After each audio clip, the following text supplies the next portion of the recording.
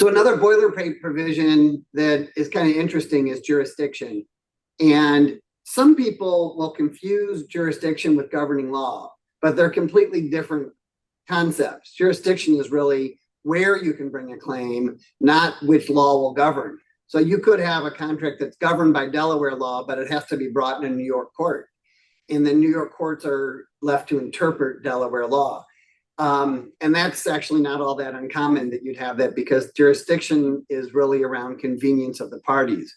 But the more interesting part of jurisdiction, I think, is whether you're going to resolve your disputes in a court or whether you're going to resolve your disputes in an arbitration setting.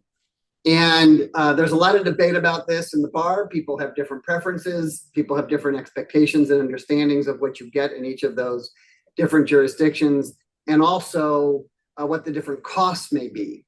But I'll tell you what I think the biggest differentiator between resolving a claim in the courts versus resolving a claim in arbitration, and that's privacy.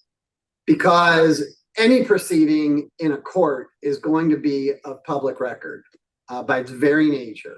And so all the details of your transaction and your dispute will be available for everyone else to see, to be picked up by the media. And it's really impossible to keep it out of the public eye. But arbitration is different. And the parties can agree, if they agree to arbitration, to also keep the proceedings confidential, the fact that there's an arbitration pending confidential, the results of the arbitration can be kept confidential.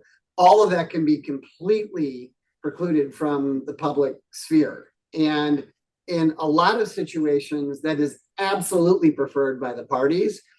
And they're willing to pay for it, even if arbitration winds up being more expensive, which it may or may not, depending on the circumstances. So I, as a general matter, will raise this issue with my clients so they can think about how important privacy is for them when we get to the jurisdiction clause of the agreement.